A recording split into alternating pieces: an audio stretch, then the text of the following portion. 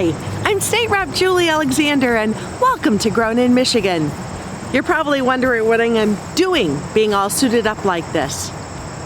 Honey, Michigan honey. Did you know Michigan ranks number 8 in the nation for the honey that we produce? Let's suit up and go learn some more. Man, I sure could use a slice of that front porch swinging kind of life. Michigan State University Extension runs a special education program for veterans and their family members to learn about keeping bees and collecting honey. The Heroes to Hives program provides a free, online, self-paced course, and students can get their hands-on training here in Michigan or from other partners in other states. I met with Gary Brown at the Beehives. He keeps the Veterans of Foreign Wars post in Charlotte. Gary, a veteran himself and Heroes to Hives instructor, explained how the program helps our veterans and how honeybees benefit all of us. When you get a bee underneath this bonnet, A bee in my bonnet? trust me, I have. Oh, so that's where the expression You a don't bee want in a your bee bonnet? in your bonnet is this. Oh. And so there's I know a lot of people I work with in Lansing that have bees in their bonnets. I bet you do. When checking on the hives, also known as an apiary, Gary hazes the surrounding area with a wood chip-filled smoker. The smoke subdues the bees in the hive, helping both humans and bees stay safe as the keeper works. Here, you got to make sure your queen isn't on the top hat here. Okay. So we're going to inspect this. Now I can see right now they're building a little wax up here. That's off of here. But all these bees right here are all worker bees. And now I'm going to take this off. I'm going to give them a small tap to get them to come down in here. Now I'm going to move this over here. What we checked was make sure the queen wasn't there, because you don't want to leave the queen in there and knock her off and put her over here, because she could take off and never come back. Oh. Does that happen often? Yeah, well, it can. Well, then how do we decide who the next queen's going to be then? They would know. They already know. They know Oh, their yeah. pecking order.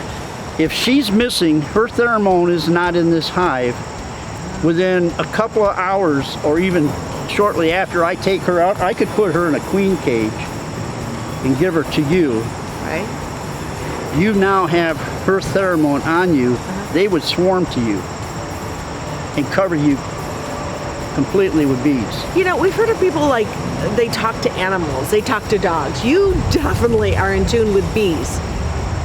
You know what they're thinking, right? Well, I don't know what they're thinking, but I try to learn, and that's Oh. what beekeepers are trying to do.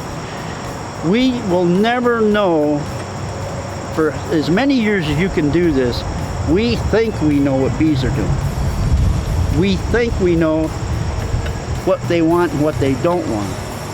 We try as beekeepers to make everything as possible correct to them so they stay in this box. Because if we mess up, they will leave. If we ever learn the full advantages of how this colony survives and applied it to our lives every day, it'd change our whole aspect of what's got to be done. That's what they do here, and they are successful. As they make honey, bees play an important role in our Michigan ecosystem and economy. Honeybees collect plant nectar to make their sweet food.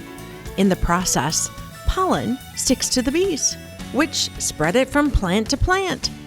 Pollination helps plants fertilize to produce fruit.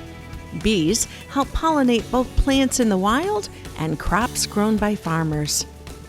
According to the U.S. Department of Agriculture, Michigan apiaries produced more than 5 million pounds of honey for sale in 2021, making our state 8th in the nation for honey production. The value of Michigan's honey production for the year totaled more than $15 million. So, once that frame is full, you're going to take that and do what once with it? all these frames are full, All of them are full. You're going to do what with it? How do you... then I'm going to take it to my place. We're going to remove all that wax capping. Then it goes into a centrifuge and I spin it. All right. It takes the honey out of the frames. It comes through a filter system that I have. into a bucket. Then it goes into the kitchen where we bottle it. Okay, so you're leaving the bees here when you take the frames away. The bees won't go with this box. They stay here. Honey makes for a sweet treat. It can flavor a bowl of cereal or pair with peanut butter in a sandwich. Honey consists primarily of sugar, but amid the sweetness are some health benefits too. It contains minimal traces of nutrients such as calcium and potassium, but more important are other potential health benefits. According to the Mayo Clinic, researchers have found that honey may help heal burns, soothe coughs, ease gastrointestinal issues, and more. So Gary, we're here in Charlotte, Michigan at the VFW post. Why here on the VFW property? Well, we teach a program to disabled veterans called Heroes to Hives. And this program is for these veterans to teach them beekeeping. It's a first-time beekeepers course, and it's free to all veterans and their families. Heroes to Hives, is it a national program? It is working towards that. Right now, we are the only VFW post in the nation that does this class. Why is raising bees, beekeeping, so important to veterans? Help me put that connection together and understand why they align so closely. We're trying to use this class as a PTSD class for our veterans, because once you get involved into the beekeeping aspect itself, it takes their minds off of their past. And as you just witnessed us going through the hive, you become focused on this, and it's very therapeutic. As I learned from Gary Brown and his fellow veteran Charlie Adams, Heroes to Hives provides educational, recreational, and social opportunities for the men and women who have served our great country. The skills that veterans learn through the program also open the door to a possible source of income for those new beekeepers who collect honey and sweeten our lives. I hope you've learned as much as I have today about Michigan honey, where it comes from, those that raise it, respect to our veterans and what they do as well, the nutritious value of honey and where you can get it and why you should get it from Michigan farmers. But in addition, some of those old cliches, whether you've been called the queen bee or a weak worker bee or as busy as a bee, or you have a bee in your bonnet, now we know where those cliches came from. Neighbors still smile and wave. The Sunday morning's amazing grace and the stars and stripes. Life for the free. Do you have a story to tell? If you or someone you know has an untold agricultural story here in Michigan, I want to hear about it.